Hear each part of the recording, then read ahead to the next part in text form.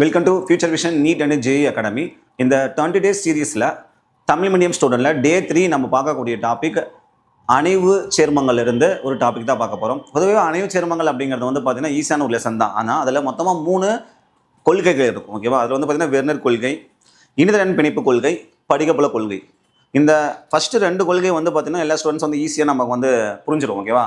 இந்த 3வது இருக்கக்கூடிய படிகப்புல கொள்கை வந்து பார்த்தீங்கன்னா நிறைய ஸ்டூடெண்ட்ஸ்க்கு வந்து பார்த்தீங்கன்னா புரிஞ்சுக்கிறதுக்கு ரொம்ப கஷ்டமாக இருக்கும். ஓகேவா? அப்போது அதை சிம்பிளாக நம்ம என்ன கான்செப்ட் அங்கே நடக்குது அப்படிங்கிறது சிம்பிளாக நம்ம பார்க்க போகிறோம். இந்த படிகப்புல கொள்கைக்கு அடுத்ததாக இந்த படிகப்புல கொள்கையை பயன்படுத்தி ஒரு அணைவு சேர்மத்தினுடைய பண்புகள், காந்த பண்புகள், அவங்களுடைய எலக்ட்ரான் அமைப்பு எப்படி எழுதுறது, அங்கே டி ஆர்பிட்டால் எந்த மாதிரி ரெண்டாக பிளக்கப்படுது, டி ஆர்பிட்டால் பிளப்பு வந்து பார்த்தீங்கன்னா எண்முகிய அணைவு சேர்மங்கள் எந்த மாதிரி பிளக்கப்படுது, நான்முகிய அணைவு சேர்மங்கள் எந்த மாதிரி பிளக்கப்படுது அப்படிங்கிறத தெரிஞ்சுக்க போகிறோம். அதுக்கப்புறமா வேதி நிறமாலை வரிசையை எப்படி சிம்பிளாக நம்ம மெமரி பண்ணுறது அப்படிங்கிறத நம்ம தெரிஞ்சுக்க போகிறோம். ஓகேவா? அப்போது ஃபர்ஸ்ட் ஒன் பாருங்கள், படிகப்புல கொள்கை தான் நம்ம தெரிஞ்சுக்கணும். ஓகேவா? இந்த படிகப்புல கொள்கையை வந்து பார்த்தீங்கன்னா நம்ம டெஃபினிஷனாக பார்க்கறதுக்கு முன்னாடி, இந்த கொள்கையாக பார்க்கறதுக்கு முன்னாடி என்ன நடக்குது அப்படிங்கிறத நான் சிம்பிளாக உங்களுக்கு சொல்கிறேன் பாருங்கள். 3 பாயிண்ட் தான் சொல்லியிருப்பாங்க. என்ன சொல்லி பார்த்தீங்கன்னா, ஒரு அணைவு சேர்மம் அப்படிங்கிறப்போ ஒரு மைய உலோகம் அயனி அல்லது அணு இருக்கும். அவங்க கூட இணைஞ்சிக்கிறவங்க வந்து பார்த்தீங்கன்னா ஈனி வந்து இணைஞ்சிருப்பாங்க. அதை நம்ம எல் அப்படின்னு சொல்லுவோம், ஈனி. இந்த மைய உலோக அயனிக்கு இந்த ஈனி வந்து பார்த்தீங்கன்னா எலக்ட்ரானை வந்து கொடுப்பாங்க. மைய உலோக அயனிக்கு ஈனி என்ன பண்ணுவாங்க, எலக்ட்ரானை வந்து நமக்கு கொடுப்பாங்க. ஓகேவா? அப்போ ஈனி அப்படிங்கிறவங்க எலக்ட்ரானை டொனேட் பண்ணுவாங்க. மைய உலோகம் அணு அல்லது அயனி அப்படிங்கிறவங்க வந்து எலக்ட்ரானை வாங்கிப்பாங்க. இப்போது இந்த மைய உலோக அணு நேர்மின் சுமையாகவும் இந்த ஈனியை எதிர்மின் சுமையாகவும் எடுத்திருப்பாங்க. இங்கே புள்ளி மின் சுமைகளாக இவங்க வந்து எடுத்திருப்பாங்க படிகப்புல கொள்கையில் ஃபஸ்ட்டு. அடுத்தது இந்த நேர்மின் சுமைக்கும் எதிர்மின் சுமைக்கும் இடையில் என்ன ஆகும், மின்முனை கவர்ச்சி விசை உருவாக்கி ஒரு பிணைப்பு உருவாகும். அந்த பிணைப்பு தான் நம்ம அயனி பிணைப்புன்னு சொல்கிறோம். அயனி பிணைப்பு ரொம்ப ரொம்ப முக்கியமான விஷயம். ஏன் அப்படின்னு சொல்லி பார்த்தீங்கன்னா, இந்த வெர்னர் கொள்கை, இணைதிறன் பிணைப்பு கொள்கையில் வந்து பார்த்தீங்கன்னா இந்த மைய உலோக அயனிக்கும் ஈனிக்கும் இடையில இருக்கிற அந்த பிணைப்பு வந்து பார்த்தீங்கன்னா சகப்பிணைப்பு அப்படின்னும் ஈதல் சகப்பிணைப்பு அப்படின்னு சொல்லியிருப்பாங்க. ஆனால் இங்கே சகப்பிணைப்பு இல்லை, ஈதல் சகப்பிணைப்பு இல்லை, ஒரு அயனி பிணைப்புன்னு சொல்லியிருப்பாங்க. ஓகேவா? ரொம்ப ரொம்ப முக்கியம். அப்போ புள்ளி மின் சுமைகளை நம்ம எடுத்துக்கிறோம். இவங்க ஒரு நேர்மின் சுமை, இவங்க ஒரு எதிர்மின் சுமை, புள்ளி மின் சுமையில எடுத்துக்கிறோம். இவங்களுக்கு இடையில உருவாக்குற அந்த பிணைப்பை நம்ம அயனி பிணைப்பு நம்ம எடுத்துக்கிறோம். அயனி பிணைப்பு ரெண்டு பாயிண்ட்ஸ் முடிஞ்சிச்சா? 3வது பாயிண்ட் தான் நமக்கு வந்து பார்த்தீங்கன்னா டெப்த்தாக கொடுத்துருப்பாங்க. இப்போது மைய உலோக அணு இல்லைனா அயனி இருக்கிறாங்க. அவங்கள எந்த ஒரு ஈனியும் வந்து இங்கே வந்து பார்த்தீங்கன்னா இன்னும் அப்ரோச் பண்ணல. எந்த ஒரு ஈனியும் வந்து பார்த்தீங்கன்னா இவங்களுடைய புறவெளியில் வந்து பார்த்தீங்கன்னா இவங்களை வந்து இன்னும் அட்டாக் பண்ணல. ஓகேவா? இப்போ இதை நம்ம தனித்த நிலைன்னு சொல்லுவோம். இந்த மைய உலோக அயனி இல்லை அணு என்ன நிலையில் இருக்கிறாங்க, தனித்த நிலையில் இருக்கிறாங்க. ஓகேவா?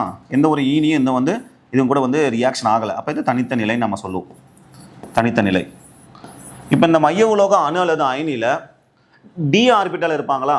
இந்த டி ஆர்பிட்டால் வந்து பார்த்தீங்கன்னா இந்த டி ஆர்பிட்டால் வந்து பார்த்தீங்கன்னா 5 டி ஆர்பிட்டால் இருப்பாங்க. ஓகேவா? அதோடைய ஆற்றல் மட்ட வரைபடம் பாருங்களேன். அவங்களுடைய ஆற்றல் மட்ட வரைபடத்தில் இந்த மைய உலோக அயனி எந்த ஒரு ஈனி கூடயும் சேராதப்போ, தனித்த நிலையில் இருக்கிறப்போ இந்த மைய உலோக அயனியுடைய 5 டி ஆர்பிட்டால், இந்த 5 டி ஆர்பிட்டால் வந்து பார்த்தீங்கன்னா ஒரே மாதிரியான ஆற்றல் நிலையில் இருப்பாங்க.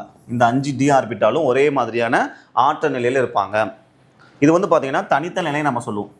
இதை தான் நம்ம தனித்த நிலை அப்படின்னு சொல்கிறோம். தனித்த நிலையில் நடக்கக்கூடியது. ஓகேவா? சரி, இப்போ அடுத்து என்ன நடக்க போகுது அப்படின்னா, இந்த மைய உலோக அயனியினுடைய புறவெளியில் இந்த ஈனிகள் வந்து பார்த்தீங்கன்னா ஒரு கோள வடிவத்தில் வந்து இந்த மைய உலோக அயனி கூட வந்து பிணைப்பில் ஈடுபடுவாங்க. ஓகேவா? அருகில் வரப்போகிறாங்க. ஓகேவா? மைய உலோக அயனிக்கு அருகில் ஒரு கோள வடிவத்தில் வந்து இந்த மைய உலோக அயனிக்கில் இந்த ஈனி வந்து இன்வால்வ் ஆகிறதுக்கு, ரியாக்ஷன் இன்வால்வ் ஆக வராங்க. ஓகேவா? இப்போ என்ன பண்ணால் இதை நம்ம ஈனி புலம் அப்படின்னு சொல்லுவோம். இப்போ இங்கே உருவாக்குறது நம்ம ஈனி புலம். ஈனி புலம். இப்போ ஈனி புலத்தில் என்ன நடக்கும்னு சொல்லி பார்த்தீங்கன்னா, இந்த மைய உலோக அயனியில் இந்த ஈனிகள் அப்படிங்கிறது என்னென்ன மாதிரியான திசையில் வருவாங்கன்னா +x -x +y -y +z -z, இந்த 6 திசையில் வந்து இந்த ஈனி வந்து பார்த்தீங்கன்னா கோள வடிவத்தில் மைய உலோக அயனி கூட அப்ரோச் பண்ண வருவாங்க. இப்போது இந்த மைய உலோக அயனியோடைய எலக்ட்ரானுக்கும் ஈனியோடைய எலக்ட்ரானுக்கு இடையில் எலக்ட்ரான் விலக்கு விசை உருவாகுவாங்க. எலக்ட்ரான் அருக வரப்ப என்ன ஆகுவாங்க, விலகி போவாங்க. அப்போது எலக்ட்ரான் விலக்கு விசை அதிகமாகும். விலக்கு விசையின் காரணமாக இந்த 5 மைய உலோக அயனியோடைய ஆர்பிட்டால் என்ன ஆவாங்கன்னா குறைந்த ஆற்றல் நிலையிலிருந்து, ஓகேவா, குறைந்த ஆற்றல் நிலையிலிருந்து என்ன ஆவாங்கன்னா அதிகபட்ச ஆற்றல் நிலைக்கு போவாங்க. இங்கே பாருங்கள், அவங்களுடைய ஆற்றல் வந்து பார்த்திங்கன்னா அதிகமாக இருக்குது. இந்த 5 ஆர்பிட்டாலும் குறைந்த அடி ஆற்றலிலிருந்து ஒரு உயர் ஆற்றல் நிலைக்கு போகிறாங்க. இப்போவும் பார்த்தீங்கன்னா இந்த 5 ஆர்பிட்டாலும் ஒரே ஆற்றல் நிலையில் தான் இருக்கிறாங்க. ஓகேவா? இதை தான் நம்ம ஈனிபுலம் சொல்லுவோம். இதை நம்ம ஈனிபுலம் அப்படின்னு நம்ம சொல்லுவோம். ஈனிபுலம். இது ஒரு கான்செப்ட் புரிஞ்சிச்சா? இப்போ அடுத்தது, ஒவ்வொரு அணைவுச் சேர்மமும் வந்து பார்த்தீங்கன்னா ஒரு உப்பு. ஒவ்வொரு அணைவுச் சேர்மமும் ஒரு உப்பு. அப்போ அந்த உப்பு அப்படிங்கிறது வந்து பார்த்தீங்கன்னா படிகமாக இருப்பாங்களா, அதான் நம்ம படிகப்புல கொள்கைன்னு சொல்கிறோம். ஒவ்வொரு அணைவுச் சேர்மமும் ஒரு உப்பு தான். அப்போ அவங்க படிகமாக இருந்திருப்பாங்க. அவங்களுடைய படிக அமைப்பில் அணைவு எண் 6 வரக்கூடியவங்க. அணைவு எண் 6. அணைவு எண் 6 வந்தாங்கன்னா அவங்கள நம்ம எண்முகி அணைவுன்னு சொல்லுவோமா? எண்முகி அணைவுன்னு சொல்லுவோம். இந்த எண்முகி அணைவுகளில், ஓகேவா, எண்முகி அணைவுகளில் அவங்களுடைய படிக அமைப்பில் இந்த ஆர்பிட்டாலுடைய வடிவம் எப்படி இருக்குன்னு நம்ம தெரிஞ்சுக்கணும். என்னங்க சார் புதுசாக ஆர்பிட்டோட வடிவம் சொல்கிறீங்கன்னா, இந்த டி ஆர்பிட்டாலுடைய 5 ஆர்பிட்டாலுக்கும் ஒவ்வொரு நேம் இருக்குது. இவங்க வந்து பார்த்தீங்கன்னா நம்ம டிஎக்ஸ்ஒய், இவங்க நம்ம வந்து டிஎக்ஸ்ஒய், இவங்க நம்ம டிஒய்இசட், இவங்க நம்ம டிஇசட்எக்ஸ், இவங்க டிஎக்ஸ் ஸ்கொயர் மைனஸ் ஒய் ஸ்கொயர்னு சொல்லுவோம். இவங்களை வந்து பார்த்திங்கன்னா நம்ம டிஇசட் ஸ்கொயர்னு சொல்லுவோம். இந்த 5 டி ஆர்பிட்டால் வந்து பார்த்திங்கன்னா ஒரே ஆற்றலில் இருந்தாங்க, தனித்த நிலையில். அப்போ அவங்களை ஈனி வந்து கோள வடிவத்தில் வந்து அவங்க கூட ரியாக்ஷன் ஆகிறப்போ, கம்பைனாக வரப்போ, ஈனியோட எலக்ட்ரானுக்கும் மைய உலோக அயனியோடைய எலக்ட்ரானுக்கு இடையில் விலக்கு விசை ஏற்பட்டு அவங்க இந்த 5 ஆர்பிட்டலுடைய ஆற்றல் அதிகமாகிடுச்சு. ஓகேவா? அடுத்தது நம்ம இந்த அணைவு எண் 6 இருக்கக்கூடிய அணைவு சேர்மத்தோடைய அதனுடைய படிக அமைப்பை நம்ம செக் பண்ண போகிறோம். படிக அமைப்பில் நீங்கள் பார்த்தீங்க அப்படின்னா இந்த 6 திசையில் வந்து யார் இருப்பாங்க அப்படின்னு சொல்லி பார்த்தீங்கன்னா ஈனி. இந்த 6 திசையில் வந்து பார்த்தீங்கன்னா ஈனி வந்து பார்த்தீங்கன்னா மைய உலோக அயனியை அப்ரோச் பண்ண வருவாங்க. ஓகேவா? இப்போது இந்த டி ஆர்பிட்டால் 5 ஆர்பிட்டாலும் அங்கே படிக அமைப்பில் எந்தெந்த ஆர்பிட்டால்லாம் அச்சு வழியாக மேற்கொண்டுறாங்கன்னு பார்க்கணும். அச்சு வழியாக வந்திருக்காங்கன்னு சொல்லி பார்க்கணும். இந்த d x square minus y square, d z square, ஓகேவா, d x square minus y square, d z ஸ்கொயருங்க. இந்த லாஸ்ட் 2 ஆர்பிட்டால் என்ன பண்ணுவாங்கன்னா, இந்த அவங்களுடைய படிக அமைப்பில் நம்ம பார்க்கணும். என்னுடைய படிக அமைப்பு நம்ம புக்கில் கொடுத்துருப்பாங்க. அந்த படிக அமைப்பில் அச்சு வழியாக மேற்பொருந்துவாங்க. ஓகேவா? அப்போ இந்த 3 ஆர்பிட்டால் என்னங்க சார் பண்ணுவாங்கன்னு பண்ணால் 2 அச்சுகளுக்கு இடையில் வருவாங்க.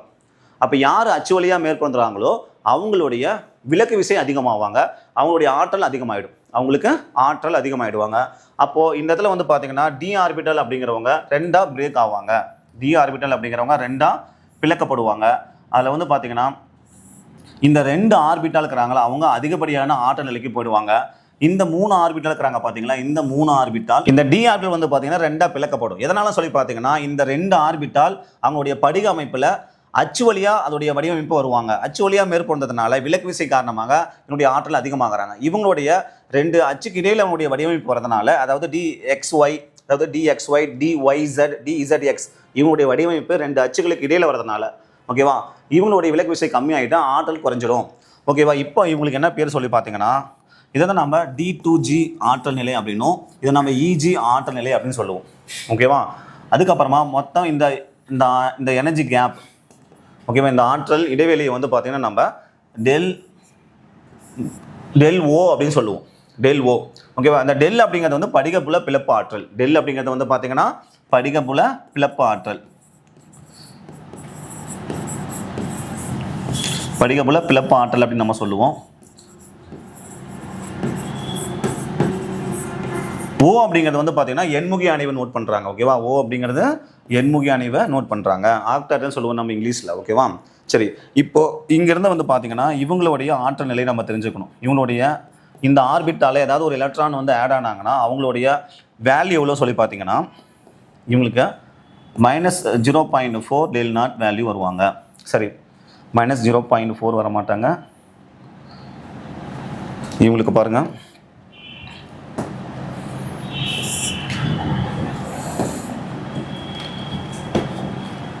+0.6 டெல் நாட் வருவாங்க. இங்கே -0.4 டெல் நாட் வேல்யூ வருவாங்க. ரொம்ப ரொம்ப முக்கியம். ஓகேவா? இந்த மாதிரி தான் 2ஆக பிளக்கப்படும். சரி, டி ஆர்பிட்டால் இந்த மாதிரி 2ஆக பிளக்கிறதுனால, டி ஆர்பிட்டால் இந்த மாதிரி 2ஆக பிளக்கப்பட்டதுனால இந்த மாதிரியான நிலையில் ஒரு அணைவுச்சேர்மம் உருவாகுமான அணைவுச்சேர்மம் உருவாகாது. இந்த மாதிரியான நிலையில் ஒரு அணைவுச்சேர்மம் நமக்கு உருவாகாது. அப்போ இதுக்கப்புறமா மீண்டும் வந்து பார்த்தீங்கன்னா ஈனி வந்து இவங்க கூட வினை புரிகிறப்போ இவங்களுடைய விலக்கு விசை வந்து கம்மியாயிட்டு இந்த ஆர்பிட்டால் வந்து பார்த்தீங்கன்னா கீழே எனர்ஜி குறைஞ்சிருவாங்க, ஓகே, ஆற்றல் குறைஞ்சி கீழே வருவாங்க. இவங்க வந்து ஆற்றல் அதிகமாகிட்டு மேலே வருவாங்க. திரும்ப இந்த 5 ஆர்பிட்டாலும் ஒரே ஆற்றல் நிலைக்கு வரும். எப்போ ரெண்டாக பிளக்கப்பட்டாச்சு, இப்போ ஒரு அணைவு சேர்மம் உருவாகாது இந்த நிலையில். அப்போ ஈனி திரும்பவும் வந்து இவங்க கூட வினைபுரியறப்போ இவங்களுடைய விலக்கு விசை குறைஞ்சிட்டு ஆற்றல் கீழே வருவாங்க. அப்போ இந்த 5 ஆர்பிட்டாலுக்கும் ஆற்றல் ஒரே மாதிரி வருவாங்க. இந்த மாதிரி இருந்தால் தான், அந்த 5 ஆர்பிட்டாலும் ஒரே மாதிரியான ஆற்றலில் இருந்தால் தான் ஒரு அணைவு சேர்மம் உருவாகும் அப்படிங்கிறது தான் இந்த 3வது பாயிண்டோட எண்டு நம்ம பார்ப்போம். ஓகேவா, ரொம்ப ரொம்ப முக்கியமான விஷயம். அப்போ எண்முகி அணைவுகளில் D2G அப்படின்னும் ஈஜினும் பிளக்கப்படும். டெல் நாட் அப்படிங்கிறது, டெல் ஓ அப்படிங்கிறது படிகப்புல பிளப்பு ஆற்றலுடைய எண்முகி அணைவுடைய வேல்யூ. ஓகேவா, எனர்ஜி கேப் வேல்யூ. ஓகேவா, சரி, இப்போ நம்ம டெஃபினேஷன் பார்த்தீங்க அப்படின்னா இதுதான் வந்து பார்த்தீங்கன்னா படிகப்புல பிளப்பு கொள்கையில் நடக்கக்கூடிய விஷயங்கள். ஓகேவா, அது அப்படியே சிம்பிளாக பாருங்கள். படிகப்புல பிளப்பு கொள்கையில் என்ன நடக்குது அப்படிங்கிறத நம்ம பார்த்துடலாம். மைய உலோக அணு மற்றும் ஈனி ஆகியவற்றிற்கு இடையேயான அணைத்தன்மை உடையது அணை பிணைப்பு முற்றிலும் கருதப்பட்டுள்ளது. அதாவது எலக்ட்ரான் அடர்வினை மிகுதியாக கொண்டுள்ள ஈனிகளுக்கும்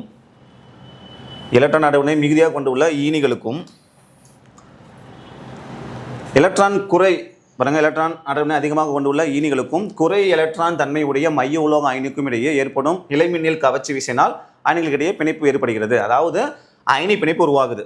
ஒருத்தர் நம்ம நேர்மின் சுமையாகவும் ஒருத்தர் நம்ம எதிர்மின் சுமையாகவும் எடுத்ததுக்கப்புறம் அந்த நேர்மின் சுமைக்கு எதிர்மின் சுமைக்கு இல்லைன்னது மின்முனை கவர்ச்சி விசை உருவாக நிலைமின்னியல் கவர்ச்சி விசை உருவாக்குறாங்க. அதனால் உருவாக்கக்கூடிய பிணைப்பு தான் நம்ம அயனி பிணைப்புன்னு சொல்கிறோம். அடுத்தது பாருங்க, இந்த அணைவு சேர்மங்கள் வந்து பார்த்தீங்கன்னா மைய உலோக அணு அல்லது அயனி ஈனி மின்சுமை பெற்றிருப்பின் அவைகள் புள்ளி மின்சுமைகளாக நாம் எடுத்துக்கிறோம். அப்போ நடுநிலை தன்மை பெற்றிருப்பின் இம்மின் இருமுனைகளாகவும் கருதப்படுகின்றன. நடுநிலை தன்மை பெற்றிருந்தாங்கன்னா, அதாவது நடுநிலையாக இருந்தாங்கன்னா நேர்மின் சுமையும் எதிர்மின் சுமையும் இருக்கும் நம்ம எடுத்துக்கணும். அடுத்து பாருங்க, படிகப்புல பிளப்பு கொள்கை படி நம்ம ஒரு 3 படிநிலையாக பார்க்க போகிறோம். அந்த படிநிலை 1 பார்த்தீங்கன்னா இவங்க தனித்த நிலையில் வந்து பார்த்தீங்கன்னா மைய உலோக அயனியுடைய 5 ஆர்பிட்டால்களும் சம ஆட்ட நிலையில் இருப்பாங்க. அதுதான் நம்ம வந்து பாருங்க ஸ்டார்டிங்லேயே பார்த்தோம். ஓகேவா, ஆரம்பத்தில் மைய உலோக அயனியை சுற்றி ஈனிகள் ஒரு கோள வடிவத்தில் வந்து அவங்க கூட வந்து பார்த்தீங்கன்னா ஒரு கோள வடிவத்தை ஏற்படுத்தி அப்படி வினைபுரிய வருவாங்க. அப்போ அயனியின் எலக்ட்ரான்களுக்கும் ஈனியுடைய எலக்ட்ரானுக்கு அது ஒரு விலக்கு விசை உருவாக்குறாங்க. அந்த விலக்கு விசை உருவாக்குறதுனால என்ன ஆகும், இந்த ஃபஸ்ட்டு 5 டி ஆர்பிட்டலுடைய ஆற்றல் வந்து அதிகமாவாங்க. ஓகேவா, ஆற்றல் அதிகமாகிட்டு போகிறாங்களா, அதுதான் வந்து நமக்கு அடுத்த கான்செப்ட் இருக்கும். ஓகேவா, ஆற்றல் அதிகமாகும். அதுக்கப்புறமா ஈனி வந்து பார்த்தீங்கன்னா 6 டைரக்ஷனில், ஓகேவா, 6 திசையில் வந்து இந்த மைய உலோக அயனி கூட வினைபுரிய வருவாங்க. ஓகேவா, அதான் இந்த பாயிண்ட்ஸில் சொல்லியிருக்காங்க. அடுத்து வந்து பார்த்தீங்கன்னா என்னென்ன டைரக்ஷன் சொல்லியிருக்காங்களோ அடுத்து பாருங்கள். இதை வந்து படிகப்புல அமைப்பு. ஓகேவா, இந்த dx² - y² dz² dx² - y² இந்த இடத்துல பாருங்கள், இவங்களும் மட்டும் வந்து அச்சு வழியாக மேற்படுத்துவாங்க. மற்றவங்களாம் 2 அச்சுக்கு இடையில் வருவாங்க. அதனால் அவங்களுடைய விலக்கு விசை அதிகமாகிட்டும் ஆற்றல் அதிகமாகும். அதான் பாருங்கள், dx² - y² dz² மட்டும் பார்த்தீங்கன்னா அச்சு வழியாக வரதுனால அவங்களுடைய ஆற்றல் அதிகமாகுது, விலக்கு விசை அதிகமாகுது. மற்ற 3 ஆர்பிட்டாலும் இது அச்சுகளுக்கு இடைப்பட்டு வரதுனால அந்த மடல்கள் நம்ம சொல்லுவோம். அந்த பலூன் மாதிரி இருக்கிறவங்க நம்ம மடல்கள் அப்படின்னு சொல்லுவோம். அவங்களுடைய ஆற்றல் என்னாக சொல்லி பார்த்தீங்கன்னா கம்மியாயிடுவாங்க. ஓகேவா, அப்போ என்ன ஆகுறாங்கன்னா இந்த டி ஆர்பிட்டல் 2ஆக பிளக்கப்படுது. இதான் இந்த ப்ராசஸில் சொல்லியிருப்பாங்க. நான் ஏன் இங்கே எக்ஸ்பிளைன் பண்ணணும்னா இதுக்கு நம்ம அந்த கான்செப்ட் பார்த்துட்டோம். இதுதான் நம்ம தியரியாக இருக்க போகுது. அடுத்தது வந்து பாருங்கள், 2ஆக பிரேக் ஆகிடுச்சு. D2Gனும் EGனும் மாறிட்டாங்களா. உடைய வேல்யூஸ் நம்ம வந்து பார்த்தீங்கன்னா -0.4 இங்கே +0.6ன்னு போட்டுக்கோது. கேன்சல் பண்ணால் அதான் நமக்கு வேல்யூவாக கிடைக்கும். இது வந்து பார்த்தீங்கன்னா தனித்த நிலையில், இது வந்து ஈனி நிலையில், இது வந்து பார்த்தீங்கன்னா டி ஆர்பிட்டல் 2ஆக பிளக்கப்படுறதை பற்றி சொல்லியிருக்கிறாங்க. ஓகேவா, அடுத்து வந்து பார்த்தீங்கன்னா 3வது பாயிண்ட். இப்போ 2ஆக பிளக்கப்பட்டுட்டாங்களா, இந்த சூழலில் ஒரு அணைவு சேர்மம் உருவாக்குறதுக்கு சாதகமான சூழல் கிடையாது. சாதகமான சூழல் இது வந்து இல்லை. அப்போ என்ன பண்ணணும்னா மேலும் ஈனி என்ன பண்ணணும், இவங்க கூட வந்து வினை புரியணும். அப்போ விலக்கு விசை கம்மியாயிட்டு இந்த 5 ஆர்பிட்டாலும் ஒரே மாதிரியான ஆற்றல் நிலைக்கு வந்துடுவாங்க. இப்போ அணை உருவாவதற்கான காரணமாக அமைகின்றன. ஓகேவா, ரொம்ப முக்கியம். இப்போ பாருங்க, இந்த நிலையில் வரை அணைவு சேர்மங்கள் உருவாவதற்கு சாதகமான சூழல் இல்லை. எனினும் ஈனிகள் மேலும் அணுகும் பொழுது மின்சுமையுடைய ஈனிகளின் எலக்ட்ரான்களுக்கும் நேர்மின்சுமை, அதாவது எதிர்மின்சுமையுடைய மீனியுடைய எலக்ட்ரான்களுக்கும் நேர்மின் சுமையுடைய ஈனிகளின் எலக்ட்ரானுக்கும் இடையே கவர்ச்சி விசை ஏற்படுகிறது. இங்கே வந்து பாருங்கள், கவர்ச்சி விசை உருவாயிட்டு இந்த விளைவாக நிகர ஆற்றல் குறைவு ஏற்படுகிறது. ஏற்கனவே 2 பேர் மேலே அதிக ஆற்றல் நிலையில் இருந்தாங்களா, குறைவான ஆற்றல் நிலைக்கு வந்துருவாங்க. இப்போ 5 ஆர்பிட்டாலும் ஒரே ஆற்றல் நிலைக்கு வந்துருவாங்க. இந்த மாதிரியான சூழலில் வந்து பார்த்தீங்கன்னா நமக்கு ஒரு அணைவு சேர்மம் உருவாயிடும். சரி சார், எதுங்க சார் இந்த ஈனிகளுடைய வரிசை கொடுத்துறாங்க? இதை நம்ம நிறமாலை, வேதி நிறமாலை வரிசை நம்ம சொல்லுவோம். நிறமாலை வேதி வரிசையில் வேதி நிறமாலை வரிசைன்னு சொல்லுவோம். இந்த வேதி நிறமாலை வரிசையில் தான் எந்தெந்த ஈனிக்கெல்லாம் படிகப்புல பிளப்பாற்றல் அதிகம் அப்படிங்கிற சொல்லியிருப்பாங்க, யாருக்கெல்லாம் வலிமை அதிகம் அப்படிங்கிறது நமக்கு கொடுத்துருக்காங்க. இதை நம்ம வந்து பார்த்தீங்கன்னா இது பார்க்கறதுக்கு முன்னாடி இந்த வருஷம் நம்ம தனியாக பார்க்க போகிறோம். அதுக்கு முன்னாடி நான்முகி அணைவுகளை எப்படி படிகப்புல பிளப்பு நடக்கும் அப்படிங்கிறத நம்ம பார்த்துடலாம். நான்முகி அணைவுகளில் பார்த்தீங்கன்னா இப்போ பார்த்தது மாதிரியே தான் பாருங்கள்.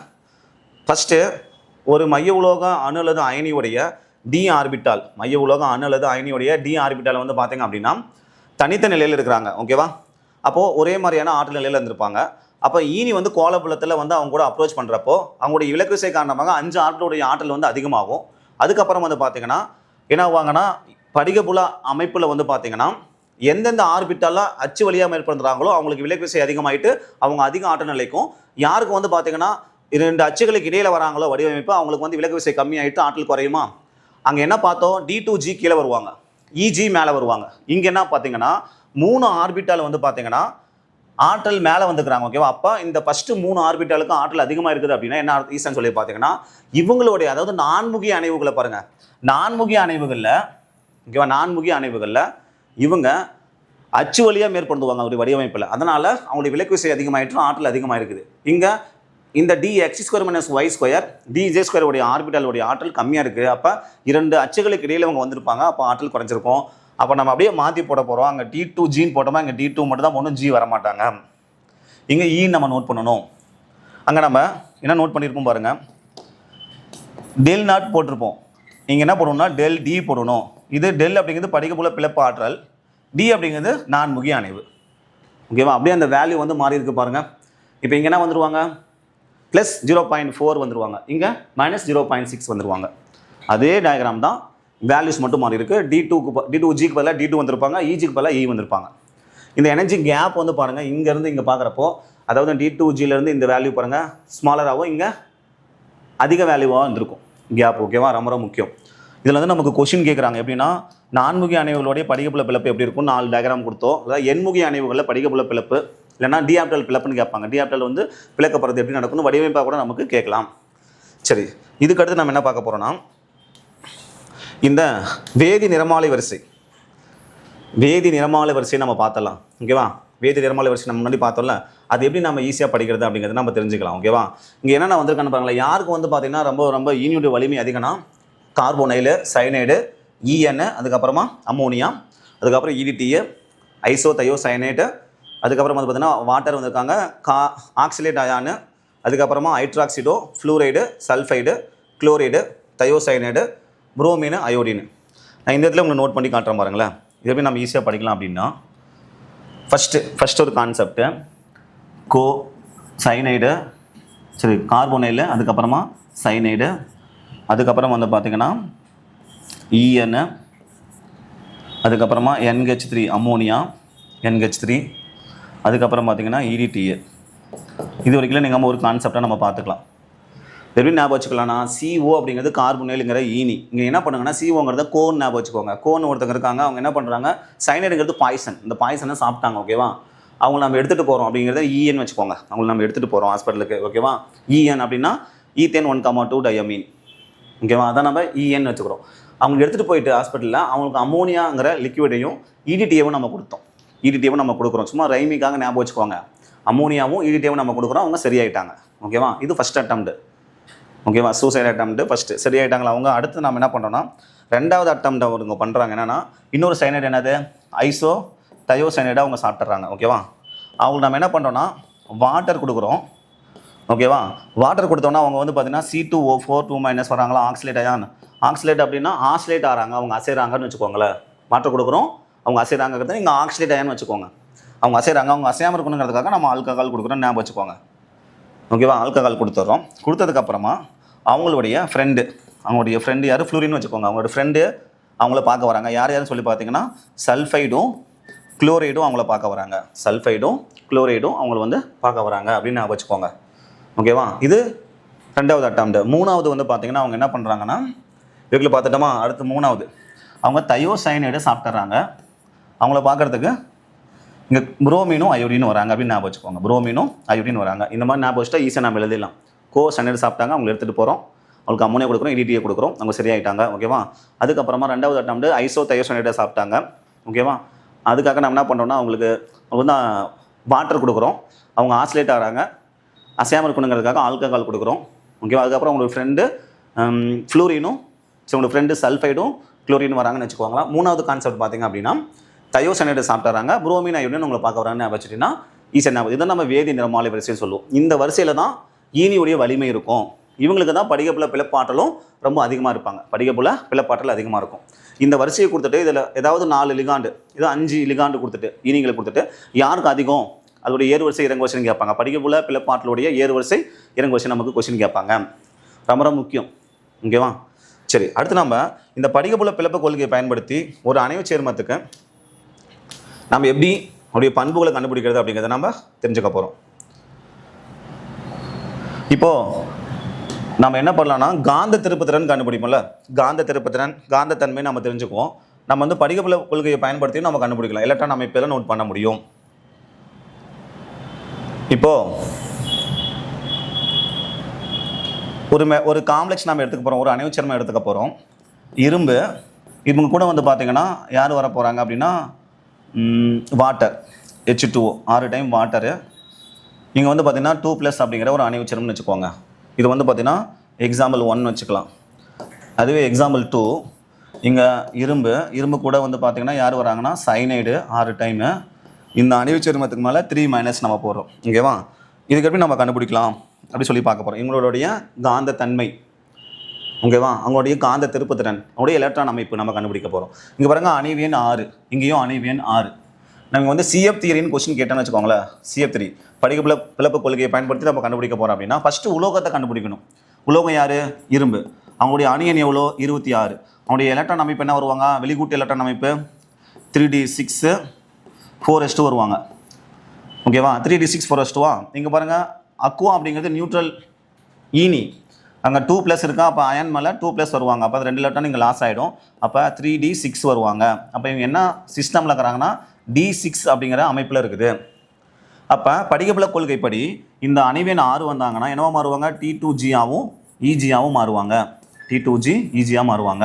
அப்போ 1 2 3 ஆர்பிட்டால் கீழே இருக்கும், 2 ஆர்பிட்டால் மேலே இருக்கும். ஓகேவா? இப்போ எத்தனை எலக்ட்ரான் நம்மகிட்ட இருக்குது? 6 எலக்ட்ரான் இருக்குது. இங்கே வந்து பாருங்கள் 1 2 3 எலக்ட்ரான் நான் ஃபில் பண்ணிட்டேன்.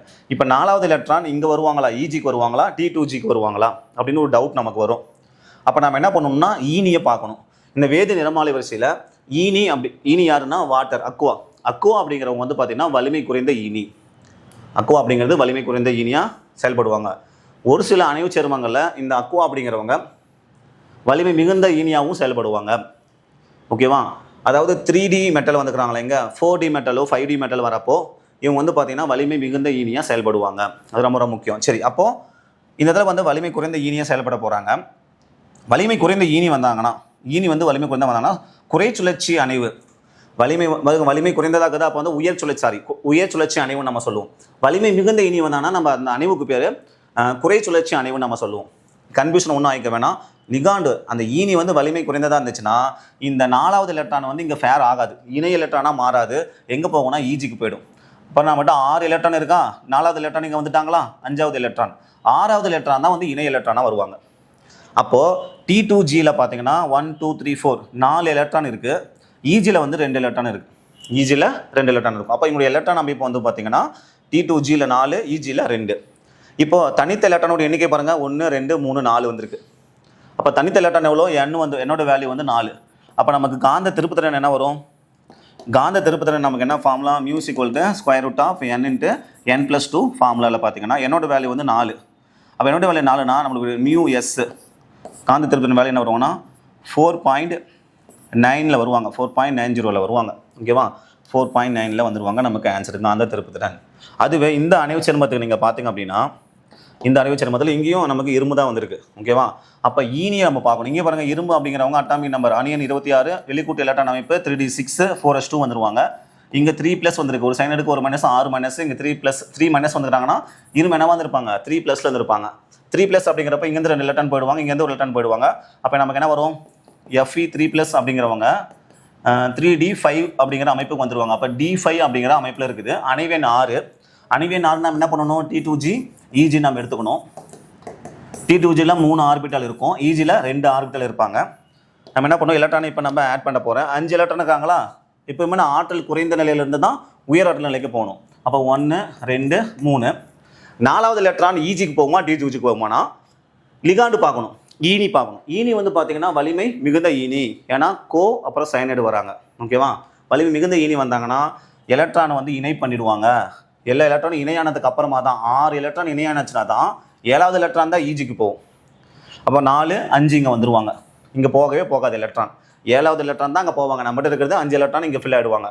அப்போ இணை ஆகாத எலக்ட்ரான். சரி, அதுக்கு முன்னாடி பாருங்கள் எலக்ட்ரான் அமைப்பு T2Gல 5 இருக்கா, EGல 0. இதான் அதோடைய எலக்ட்ரான் அமைப்பு. இந்த மாதிரி கொஸ்டின் கேட்பாங்க. படிக்கப்பட கொள்கையை பயன்படுத்தி அதோடைய எலக்ட்ரான் அமைப்பு என்னன்னு கேட்பாங்க இந்த அணைவு சேர்மத்துக்கு. இதுதான் நம்ம கண்டுபிடிக்கணும். அடுத்தது இணையாகாத எலக்ட்ரான் எவ்வளோ? 1. அப்போ பாரா காந்தத்தன்மை.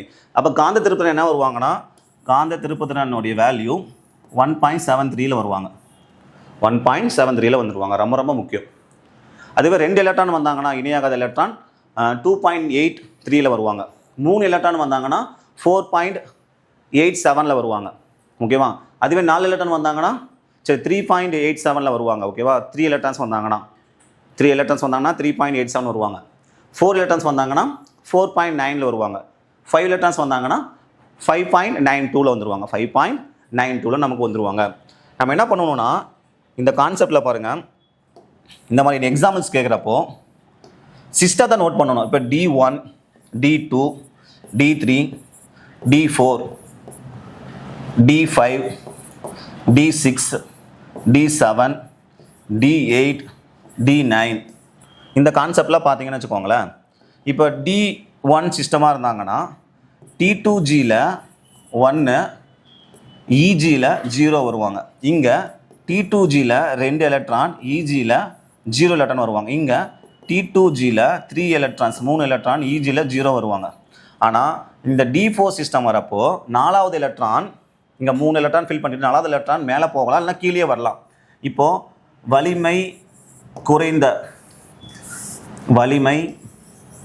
வலிமை குறைந்த ஈனியாக இருந்தாங்கன்னா எந்த மாதிரி நடக்கும் அப்படின்னா, வலிமை குறைந்ததாக தான். அப்போ D2G 4 எலக்ட்ரான் இங்கேயே வந்துடும். சரி, வலிமை குறைந்ததாக இருந்தாங்கன்னா D2Gல 3 எலக்ட்ரான் நம்ம ஃபில் பண்ணிவிடுவோம். அந்த 1 எலக்ட்ரான் EGக்கு போயிடும். EGல 1 வந்துடுவாங்க. அதுவே வலிமை மிகுந்ததாக இருந்தாங்கன்னா மிகுந்த ஈனியாக இருந்தாங்கன்னா 4வது எலக்ட்ரான் கீழே தான் வருவாங்க. அப்போ என்ன வந்துடுவாங்க? T2Gல 4, EGல 0 வந்துடுவாங்க.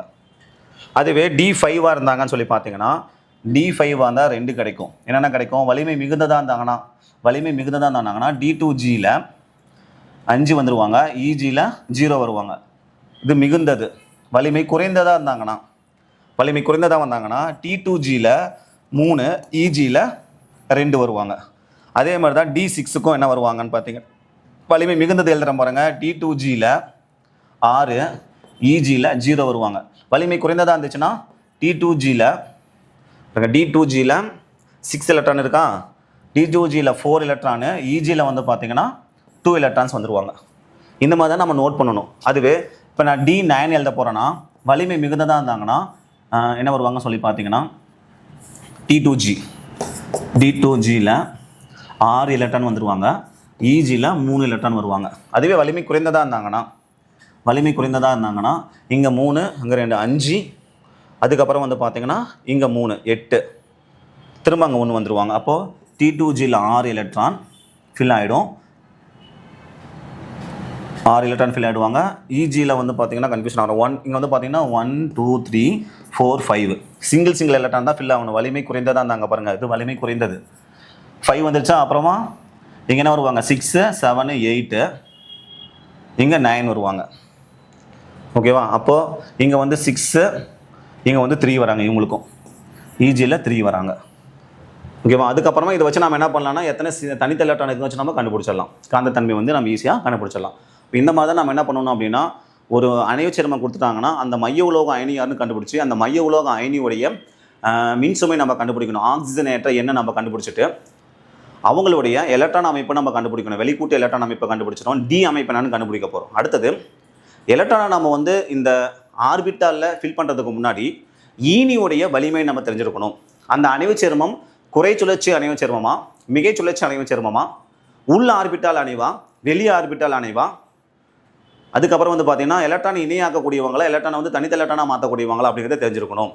வலிமையான ஈனி வந்தாங்கன்னா உள் ஆர்பிட்டால் அணைவு, வலிமை குறைந்த ஈனி வந்தாங்கன்னா வெளி ஆர்பிட்டால் அணைவு, வலிமையான ஈனி வந்தாங்கன்னா குறை சுழற்சி அணைவு, வலிமை குறைந்த ஈனி வந்தாங்கன்னா மிகை சுழற்சி அணைவுன்னு நம்ம சொல்லுவோம். ஓகேவா? இதை வச்சு தான் நம்ம என்ன பண்ணோம்னா அணைவு சேர்மத்தினுடைய எலக்ட்ரான் அமைப்பையும் காந்த திருப்புன்னு நம்ம தெரிஞ்சுக்கிறோம். இதில் வந்து கொஸ்டின் கேட்கறதுக்கு வாய்ப்பு ரொம்ப ரொம்ப அதிகம். ஓகேவா? நம்ம கொஸ்டின் படிக்கிறதுக்கு முன்னாடி வெர்னர் கொள்கை மூலயமா கேட்குறாங்களா, சரி இணைதிறன் பிணைப்பு கொள்கையிலேருந்து கேட்குறாங்களா காந்த பண்புகள், இல்லை படிகப்புல பிளப்பு கொள்கையில் வச்சு நமக்கு வந்து பார்த்திங்கன்னா இந்த பண்புகள் காந்த பண்புகள் கொஸ்டின் கேட்டிருக்காங்களா அப்படிங்கிறத நம்ம கொஸ்டின்லாம் படிச்சுட்டு அப்புறமா கொஸ்டின் அட்டன் பண்ணணும். அப்போ தான் நம்ம கரெக்டாக ஆன்சர் பண்ண முடியும். ஏன்னா இணைதிறன் பிணைப்பு கொள்கையில் வந்து வேறு மாதிரி எலக்ட்ரான் அமைப்பு நமக்கு கிடைக்கும். ஒரு சில அணைவு சேர்மத்துக்கு, ஒரு சில அணைவு சேர்மத்துக்கு ரெண்டுத்துக்கும் ஒரே மாதிரி கிடைக்கும். படிகப்புல பிளப்பு கொள்கையில் ஒரு மாதிரி நமக்கு ஆன்சர் கிடைக்கும். அதை நம்ம கரெக்டாக ஆன்சர் பண்ணணும். அப்போ இந்த டாபிக் ரிலேட்டடான கொஸ்டின்ஸ் நீங்கள் அப்ளை பண்ணணும் அப்படின்னா, அட்டன் பண்ணணும் அப்படின்னா, நம்மளுடைய Future Vision NEET and JEE Academy YouTube சேனலில் டிஸ்கிரிப்ஷன் பாக்ஸில் இந்த கொஸ்டின்ஸ்க்கான லிங்க் வந்து கொடுத்துருக்கோம். அதை நீங்கள் கிளிக் பண்ணிவிட்டு ஆன்சர் பண்ணிடலாம். ஓகேவா? கண்டினியூஸாக அடுத்தடுத்த நாட்களில் இருந்து வரக்கூடிய டாபிக்ஸை நீங்கள் தெரிஞ்சுக்கணும் அப்படின்னா நம்மளுடைய Future Vision NEET and JEE Academy சேனலை சப்ஸ்கிரைப் பண்ணிக்கோங்க. தேங்க்யூ.